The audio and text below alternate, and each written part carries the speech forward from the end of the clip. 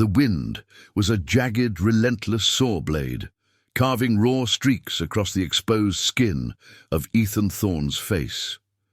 He hunched deeper into the threadbare fabric of his coat, a garment 3 sizes too large, salvaged from the municipal lost-and-found bin weeks prior, its polyester shell offering the barest illusion of protection against the late autumn chill that had settled, damp and weighty, over the city.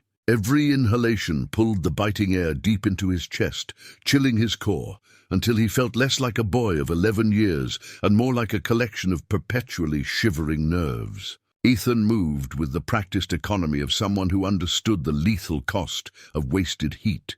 His worn sneakers, their soles flapping slightly with each step, tracked along the cracked sidewalk of the lower district, a neighborhood characterized by perpetual shadow and the low, mournful rumble of distant traffic.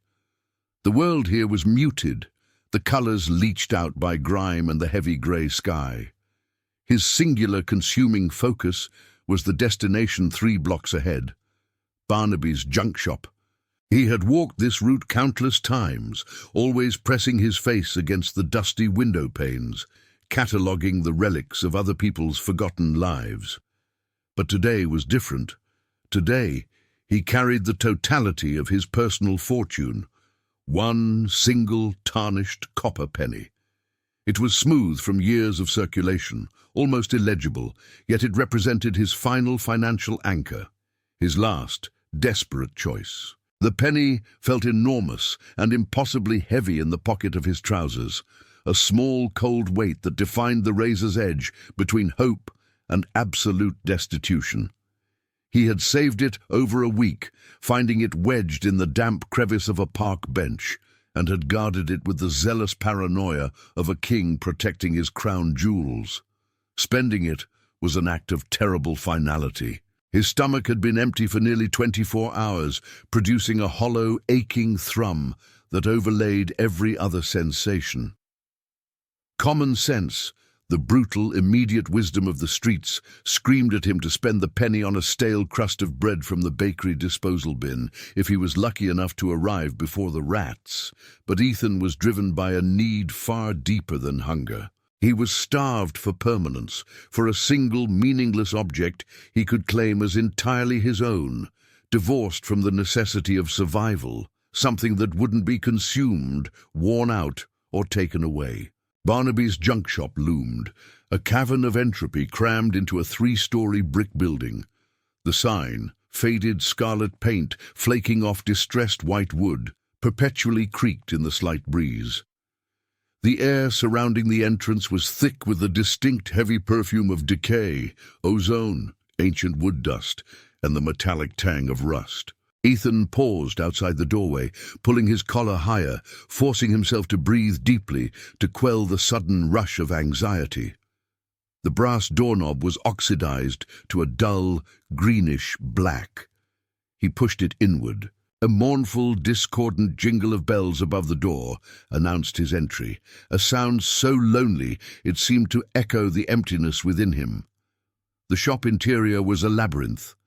Narrow pathways snaked between towering stacks of furniture shrouded in pale drop cloths, crates overflowing with mismatched ceramics, and shelves groaning under the weight of textbooks printed before his parents were born. The light inside was perpetual twilight, filtered through layers of dust coating the grimy windows. Dust motes danced lazily in the few shafts of weak afternoon sunlight that managed to penetrate the gloom. Barnaby, the proprietor, a man whose face seemed permanently etched into a map of cynicism, was nowhere in sight, likely behind the counter near the back, preoccupied with a sputtering radio. This was a mercy. Ethan had time to search without the pressure of being watched. His eyes scanned the aisles quickly, assessing objects against the insurmountable value of his single penny. A broken ceramic doll, too fragile. A chipped wooden whistle, too obvious a toy. He needed something unnoticed, something truly unwanted, something that Barnaby himself considered debris. He moved toward the section marked Miscellany and Discards, a dark corner behind a stack of water-stained encyclopedias. Here, objects piled on the floor were considered so worthless they hadn't even earned shelf space. It was there he saw it. Resting precariously against the leg of a three-legged stool was a painting. It wasn't just old, it was fundamentally broken. The canvas itself was obscured by a thick, uniform layer of dust and spiderwebs, making the image impossible to discern, though what little was visible suggested a landscape of murky greens and browns. The frame was the object's defining characteristic of dilapidation. It was cheap, heavily molded wood, once stained a dark walnut, now bleached and warped by moisture exposure. The bottom right corner had sustained a severe impact, splitting the mitered joint entirely. The two pieces of wood pulled apart, revealing the thin, dried-out backing board behind the canvas. It was trash, pure and simple. It held no aesthetic appeal, no functional value, and took up awkward space. Ethan knelt beside it, the gritty floor chilling his knees even through the thin fabric of his trousers. He ran the tip of a trembling finger across the cracked, dry wood of the frame. The silence of the shop seemed to amplify the slow, frantic drumming of his own heart. This was the one. Barnaby wouldn't miss it. It was already destined for the landfill. He carefully lifted the painting. It was heavier than expected, the warped wood possessing a surprising density. The dimensions were modest, perhaps 14 inches by 18. As he shifted it, the splintered corner gaped open, and a whisper of air escaped from the hidden void between the canvas and the backing board, smelling faintly of paper and age. He stood, gripping the painting tightly, and began the long, nerve-wracking walk to the counter. Barnaby was exactly where Ethan had predicted, perched on a stool, leaning over a scarred wooden desk, covered in mountains of invoices and spare wire. He was trying unsuccessfully to tune in a static-laced baseball game. The man didn't look up, only grunted. "You buying, boy, or just loitering?" His voice was gravelly and impatient. Ethan placed the painting gently on the counter, the splintered corner catching on a loose piece of twine. The silence stretched, unbearable. "That?" Barnaby scoffed, running a heavy, stained hand over the dusty frame. "That's refuse. Got water damage years ago. What do you want with broken kindling?" Ethan swallowed, the dryness in his throat making his voice sound reedy and thin. "I only have this." He reached into his pocket, his fingers closing around the single penny. He drew it out slowly, holding it aloft between his thumb and forefinger, a tiny, defiant beacon of poverty. The copper coin caught the weak light. Barnaby's eyes, usually sharp with the calculating appraisal of a seasoned junk dealer, softened momentarily in disbelief, then hardened into professional apathy. "1 penny," Barnaby stated flatly, his voice devoid of emotion. "That won't buy a paperclip in this establishment, boy." Ethan felt the familiar crushing weight of failure descend. He tightened his grip on the coin, ready to retreat, to save his last resource for the desperate scramble for food later that night. "But," Ethan began, his voice barely a squeak, "it's already broken. It's just trash. You'd throw it out anyway." He pointed a trembling finger at the large crack in the frame. "It's just the frame I want, the wood." Barnaby scrutinized the coin again, then the broken painting. He seemed to calculate the energy required to argue versus the energy required to deal with its disposal. The painting was, objectively, taking up space he could use for slightly less worthless debris. A flicker of perverse amusement crossed Barnaby's face. The sheer nerve of it. 1 penny for that monstrosity. You want it for the kindling? Fine. It's not worth the receipt paper. He snatched the penny from Ethan's hand with a surprisingly swift motion, dropping it into an old rusted tin can beneath the counter. The tiny, final clink of the coin hitting the bottom of the can was the loudest sound Ethan had ever heard. It sealed his fate. He had nothing left. "Take it!" Barnaby commanded, waving a dismissive hand, "and keep the dust off my good merchandise." Ethan did not wait for the dealer to change his mind. He snatched the painting from the counter, holding it close to his chest like a shield. He navigated the cluttered aisles with a speed born of pure anxiety, pushed through the heavy door, and hurried back out into the brutal, judgmental cold. He walked quickly for several blocks, driven by the urgency of possession. He couldn't risk carrying the painting openly in the streets. Its fragility made it a liability, and its sheer existence marked him as having something to lose, even if that something was valueless. His sanctuary was a derelict, abandoned warehouse lot 3 streets over, fenced off, but with a wide gap near the back, where the wire had been peeled back by previous residents. It was secluded, protected from the wind, and offered a semblance of privacy under a collapsing lean-to roof. He scrambled through the gap and dropped into the relative shelter of the space, collapsing onto a pile of dry, compressed leaves and old burlap sacks. The silence here was profound, broken only by the fluttering sound of the loose metal sheeting overhead. Ethan set the painting down carefully. He didn't look at the obscured canvas. His focus was entirely on the broken frame. The feeling of absolute emptiness, the knowledge that he had spent his last penny, was rapidly replaced by an intense, consuming curiosity. Why had he been drawn to this specific piece of junk?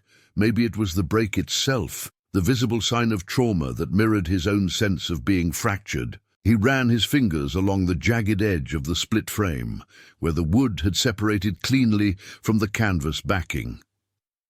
The separation was not just external. The interior of the frame seemed hollowed out, almost engineered for a slight cavity. He needed leverage. He scanned the debris around him.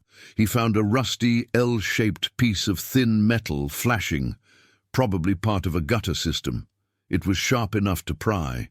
The dismantling began slowly, agonizingly. He inserted the tip of the metal into the crack and applied gentle, steady pressure, terrified of shattering the wood further, yet needing to see inside. The wood groaned in protest, a dry, splintering sound. The tiny, rusted brads holding the joint together were the main impediment. Ethan worked them loose one by one, feeling the cold metal press against his skin, ignoring the inevitable cuts and splinters. It took nearly 20 minutes of focused, trembling effort to fully separate the bottom piece of the frame from the rest of the structure. When it came free, it revealed the thick, rigid backing board, which in turn concealed a small, carefully sealed gap between the canvas and the back itself. The cavity was extremely narrow, perhaps 1/4 of an inch deep, clearly designed not to interfere with the canvas tension. But it was not empty. Tucked into this dark, secret void, insulated by several layers of thick brown butcher paper that had turned brittle with age, was something oblong and tightly wrapped. It smelled faintly of oil and old varnish, mingled with the dry, distinctive scent of extremely old paper. Ethan's breath hitched in his throat. This wasn't just kindling. This was meant to be hidden. His hands shook so violently that he had to brace his wrists against the ground. He carefully peeled back the layers of protective paper. The material beneath was not paper at all, but a piece of tightly stitched oilskin, traditionally used to waterproof documents against the relentless damp. He wrestled with the oilskin knot. It was ancient and stiff. Finally, the leather cord snapped. The oilskin unfolded, revealing a sheaf of documents, brittle and yellowed, secured by a single thin ribbon of faded blue silk. Ethan stared at them, his eyes struggling to adjust to the significance of the find. There were several pages, meticulously folded. The first was a large, formal document printed on heavy parchment. The top half was dominated by ornate script and seals, mostly illegible to Ethan, but conveying immense formality. He could only make out specific words: bond, transfer, issued. At the bottom, however, was a striking, high-contrast illustration, the portrait of a severe-looking man in a suit, surrounded by complex geometric patterns, and beneath that, a number, a figure so vast and sprawling it looked like a mistake. It was designated in an archaic unit of currency he didn't recognize, but the sheer quantity of zeros felt suffocating. This wasn't just paper. This was serious.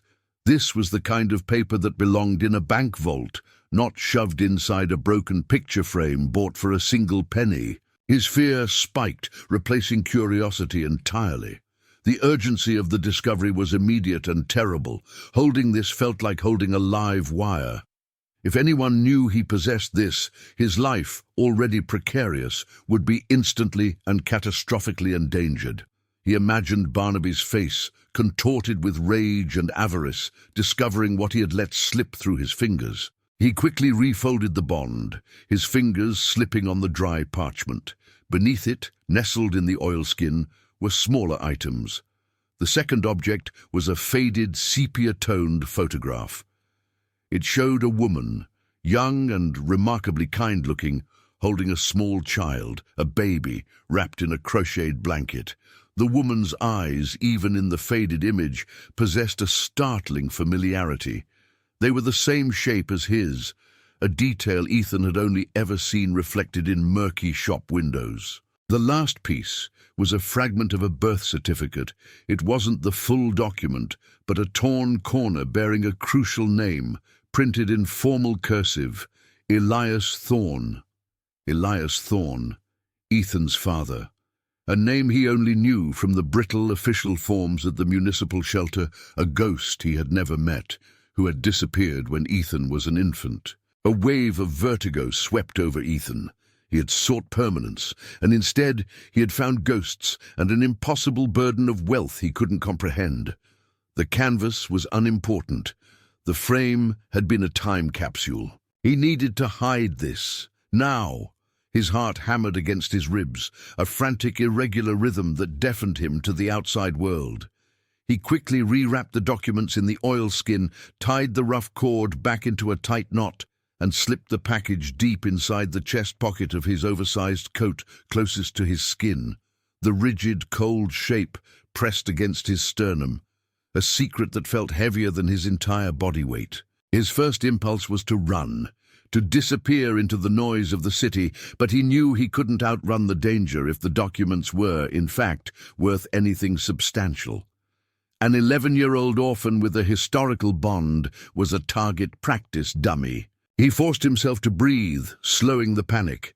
He needed knowledge. He needed verification. He needed an adult who could look at the complex language and the dated seals and tell him what he truly held. And, crucially, an adult who would not instantly betray him for the contents. The list of trustworthy adults in Ethan's life was painfully short.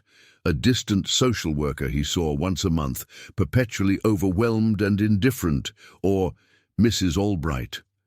Mrs. Albright was the head librarian at the Municipal Archive branch, 4 miles away, in the slightly safer, slightly wealthier Uptown district. She was known not just for guarding books, but for her almost encyclopedic knowledge of local and regional history, particularly anything involving obsolete documents or records. Crucially, she had always offered Ethan a quiet corner and a cup of lukewarm water whenever he managed to make it to her library. She saw him, truly saw him, not as a statistic, but as a silent, intelligent boy trying to stay warm. The journey was immense. 4 miles of walking meant an hour of constant vulnerability.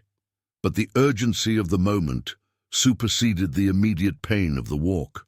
He couldn't stay here. The broken frame was evidence of his theft, even though the purchase had been legitimate. He rose slowly, brushing the dry leaves from his trousers. He left the dismantled frame exactly where it lay, a useless pile of splintered wood, and slipped through the gap in the fence. The 4-mile walk was a study in pure, focused paranoia. Every glance from a stranger, every passing car, every harsh noise seemed amplified, a sign that the hidden wealth was somehow broadcasting its location. Ethan walked with his head down, shoulders coiled tight, simulating the look of an aimless child, yet moving with the desperate, driven stride of a fugitive. The cold was no longer the primary enemy. It was the world itself. He passed into the commercial district, the noise level rising.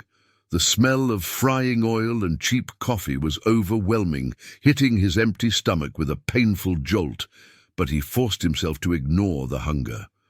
He kept one hand pressed firmly against the oilskin packet in his coat pocket, ensuring its presence. The edges of the old parchment felt sharp against his skin, a constant physical reminder of the monumental secret he carried. He approached the main entrance, his sneakers whispering on the polished marble steps. He felt grossly out of place, his grime and dust contrasting sharply with the hushed, orderly atmosphere. He pushed through the massive bronze doors. The immediate change in environment was sensory overload, the sudden warmth, the intense specific smell of aged paper and leather-binding glue, and the profound, intimidating silence. The main reading room was cavernous, illuminated by high arched windows that cast wide columns of diffused, slightly golden light. Ethan stayed low, hugging the perimeter of the stacks. Mrs. Albright's small office was located on the mezzanine level, typically reserved for researchers. He climbed the narrow, creaking staircase, each step a potential betrayal. He found her exactly where he expected, seated at a large cherry-wood desk, piled high with open folios and magnification equipment. Mrs. Albright was a woman in her late 60s, with a cloud of silvery grey hair, pulled back in a neat bun, and spectacles perpetually resting on the tip of her nose. Her expression was one of patient, scholarly contemplation. She looked up as Ethan approached, and her face broke into a familiar, gentle smile. "Ethan," she said quietly, her voice a low, comforting murmur. "I haven't seen you in almost 2 weeks. Have you been well?" Ethan stood before the desk, his body rigid, unable to reciprocate the pleasantries. He was shaking again, but not from the cold this time. It was sheer, unadulterated terror. "Mrs. Albright," he whispered, his voice cracking, "I need your help. I need you to look at something, and you can't tell anyone. No one." His seriousness immediately pierced her professional calm. She studied his wide, panicked eyes, recognizing the difference between usual survival stress and genuine, acute crisis. She slowly closed the large volume she'd been examining, giving him her undivided attention. "My dear boy, whatever it is, you know you are safe here. Tell me what's wrong." Ethan reached into his coat and produced the oilskin packet. The act of exposing it, even in this safe space, felt reckless. He placed it squarely on the desk, the material dark and alien against the polished wood. "I found this," he articulated slowly, forcing precision. "I bought a broken painting at Barnaby's for 1 penny. This was hidden inside the frame." Mrs. Albright frowned slightly, curiosity warring with concern. She carefully untied the rough cord. She didn't rush, her movements deliberate and slow, which only amplified Ethan's excruciating weight. She opened the oilskin. She picked up the first item, the massive, complex bond, and spread it flat on the desk. Her hands, which had been steady, froze instantly. She did not gasp. She did not exclaim. Her reaction was far more profound, a sudden deep stillness, the cessation of all casual breathing. She reached for a powerful magnifying lamp and switched it on, bathing the parchment in harsh, revealing light. She leaned in, her silver hair brushing the top of the document, and began to read the dense, historical text, moving her fingertips slowly along the lines of script. She spent several long minutes on this document alone, her expression shifting through a terrifying progression of confusion, intellectual recognition, and finally, stunned realization. "Ethan," she said, her voice barely audible, thick with an emotion he couldn't decode. Where did Barnaby get this painting?" "I don't know," Ethan replied, swallowing hard. "It was just trash. Broken." She ignored him, turning her attention back to the bond. "This is not standard currency," she murmured, more to herself than to him.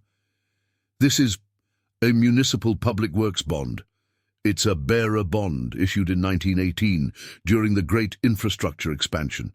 This specific issue was backed by the city's gold reserves at the time. They were non-liquid assets, meant to mature over a century, transferable by hand. She paused, lifting the document to examine the faded seals again. Most of these were redeemed or destroyed decades ago. They became historical curiosities, not assets. Then she focused on the string of zeros running into millions in the archaic denomination. She began to tap a small calculator beside her desk, performing rapid, complex calculations, translating the 1918 value to its estimated worth, factoring in historical inflation and accrued interest on a bond of this type, assuming it was never claimed.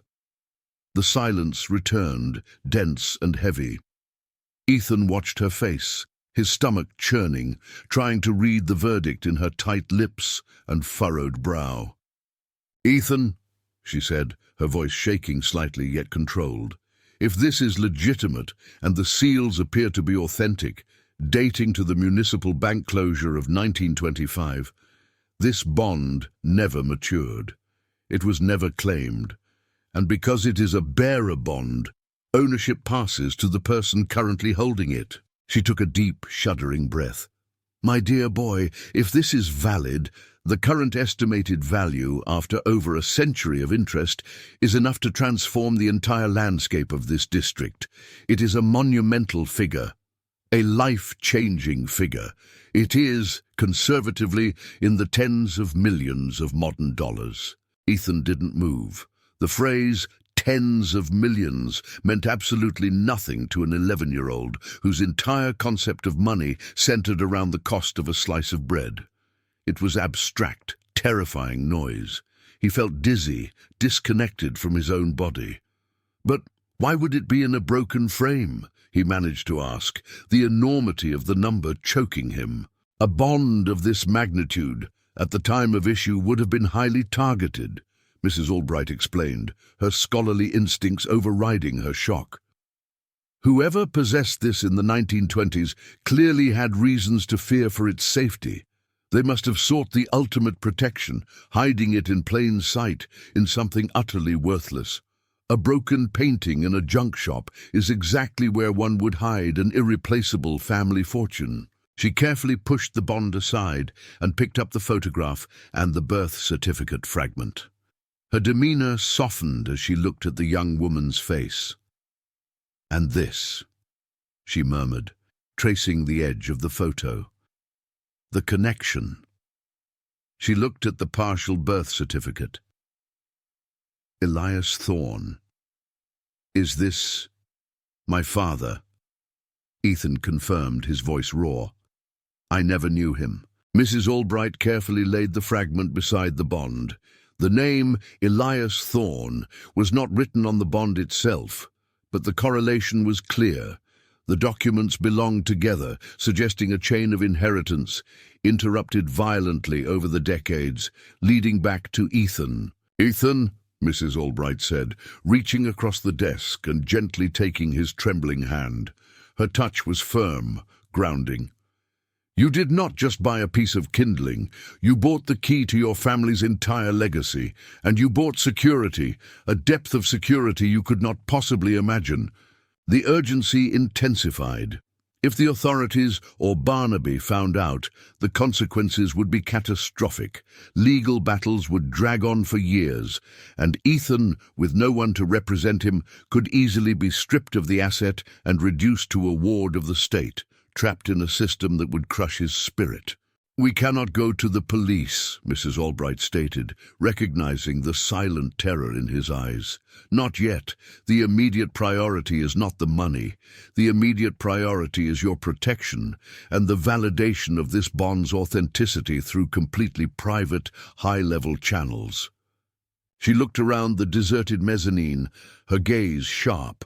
"This is not a matter for public records or general probate court.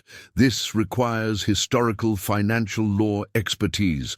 I have one contact, a retired solicitor, Mr. Silas Finch, who specializes in the tracing of pre-Depression era-bearer assets. He is discreet, highly ethical, and understands the historical nuance." "Can he be trusted?" Ethan asked, the words feeling huge and significant. "He is the only person I trust with something this volatile," she replied, her voice low and absolute. "He owes me a decades-old favor. We must contact him now from a secure line, and you must not let that packet leave your sight or your person until Mr. Finch takes custody." Mrs. Albright rose, moving with a surprising professional swiftness that belied her age. "Come, Ethan. We will use the private phone line in the archival basement. It is shielded and completely soundproof. We will handle this with the utmost discretion, right now." The next 3 hours were a blur of hushed intensity. In the damp, echoing quiet of the archive basement, surrounded by shelves of forgotten municipal records bound in heavy canvas, Mrs. Albright made the call. Ethan sat rigidly on a low wooden stool, the oilskin packet still pressed to his chest, listening to the one-sided coded conversation.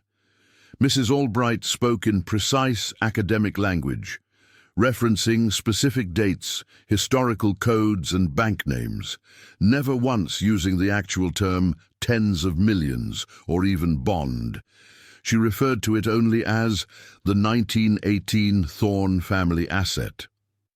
Mr. Finch agreed to meet them immediately, circumventing all standard protocol, recognizing the unique historical urgency of the situation. He lived far uptown, requiring them to arrange travel. "Ethan, we must move," Mrs. Albright said, hanging up the heavy receiver. "Mr. Finch is sending a private car. He understands the need for immediate invisible transport. You are going to stay with me until this is resolved. You are not going back to the streets." The sheer relief was overwhelming. It wasn't the promise of wealth. It was the promise of shelter, of being chosen and protected. Ethan finally allowed himself to sag slightly, the tension in his shoulders easing for the first time in his life. Mrs. Albright supervised their exit from the back service door of the library, the oilskin tucked securely beneath Ethan's jacket, fastened inside the pocket by a safety pin she had retrieved from her sewing kit, a small, tangible act of protection. A black unmarked sedan, blending perfectly into the upscale neighborhood, was waiting at the curb. The driver, a large man with kind, silent eyes, opened the back door. The drive was silent and surreal. Ethan sat beside Mrs. Albright, watching the city lights blur, feeling the soft warmth of the leather seat. Every mile they traveled away from Barnaby's junk shop felt like shedding a layer of dirt and fear. They arrived at a quiet, stately brownstone. Mr. Finch, a tall, impeccably dressed man with silver hair and an air of gentle authority, met them inside. His home was warm, smelling of old paper and good tea. The formal verification process began immediately, continuing through the night. It was an intensely detailed, meticulous ritual. Mr. Finch used specialized equipment, UV lights, watermarking filters, and historical document reference materials to ascertain the validity of the seals and the parchment itself. He never questioned Ethan, treating him with the quiet respect due to a primary client. As the hours dragged on into the dawn, the atmosphere in Mr. Finch's study shifted from professional skepticism to absolute certainty. "The documentation is pristine," Mr. Finch announced finally, pushing his reading glasses up. His voice was low, resonating with gravity. "The seals match the known bank inventory records from 1925, before the fire that destroyed the paper trail. This asset was not just hidden, it was believed to be utterly lost. Elias Thorne's mother, we can deduce, was the original holder, and somehow the chain of custody was maintained through the chaos of the subsequent decades, ending in that broken frame." He looked directly at Ethan, who was curled up on a velvet armchair, exhausted but alert. "Ethan, this is not just money. This is vindication for a lifetime of struggle your family endured to protect this legacy. It belongs to you." The practical consequences moved quickly and decisively. Mr. Finch immediately established a secure, blind trust. The legal identity of the asset was shielded from public record, protecting Ethan from avaricious claims and media scrutiny. Mrs. Albright, trusted implicitly by Finch, was assigned as his temporary guardian and co-trustee, ensuring the boy's immediate needs, safety, education and emotional stability were met first, before any of the capital was touched. The transformation was not instantaneous, nor was it marked by sudden luxury. The change was internal, fundamental, beginning with simple things: a warm bed, new clothes that actually fit, and consistent, nourishing food. Ethan moved into a small, quiet guest suite in Mrs. Albright's large, peaceful home. He was enrolled in a nearby school. For the first time in his life, he didn't have to devote every waking moment to the fierce, exhausting mathematics of survival. The stress, which had been a constant hum beneath his skin, slowly began to dissipate. He ate without rushing, slept deeply without fear, and walked without the paranoid feeling of being hunted. Weeks later, sitting in the warmth of Mrs. Albright's study, looking out at a gentle falling snow, Ethan finally asked the question that had lingered. "The painting," he said quietly. "The canvas itself. What was the picture?" Mrs. Albright smiled gently. "We had the experts clean it, Ethan. The canvas survived perfectly, protected by the frame." She went to a nearby easel and carefully uncovered the object. It was the same size in a new archival frame, but the difference was staggering. The cleaning had revealed not a murky landscape, but a stunningly vivid, impressionistic depiction of a small, bright kitchen. A woman, the same woman from the photograph, Ethan's grandmother, stood at a sun-drenched window, looking out over a small, snow-dusted garden. The colors were warm, full of light and bursting with domestic peace. It was a scene of utter, profound safety. "It wasn't a valuable painting artistically," Mrs. Albright explained softly. "It was painted by an amateur, clearly someone who loved the subject very much." Ethan approached the painting, reaching out a hesitant finger to trace the outline of the woman's figure. It wasn't the artistic value that mattered, it was the emotional weight. The frame had been functional, a crude, armored vault. The painting itself was the memory, the reason why the fortune was saved, a desperate wish to preserve a lineage and provide a secure future captured in a single loving gaze. He remembered the bitter, urgent cold of that afternoon, the paralyzing weight of his last penny, and the sheer desperation that drove him to buy something broken, something utterly useless, simply for the sake of ownership. The secret hadn't been magic. It had been perseverance, history, and the sheer, absurd, devastating luck of an orphan boy spending his only penny on the one piece of trash that held the key to his past, and now his limitless future. Ethan Thorne, the boy who had nothing, had been saved not by finding gold, but by the overwhelming human need for something to call his own. He was safe, finally, protected by the ghost of a mother he'd never known, and the impossible love encapsulated in a broken frame and a single worn penny. His vulnerability had led him to permanence.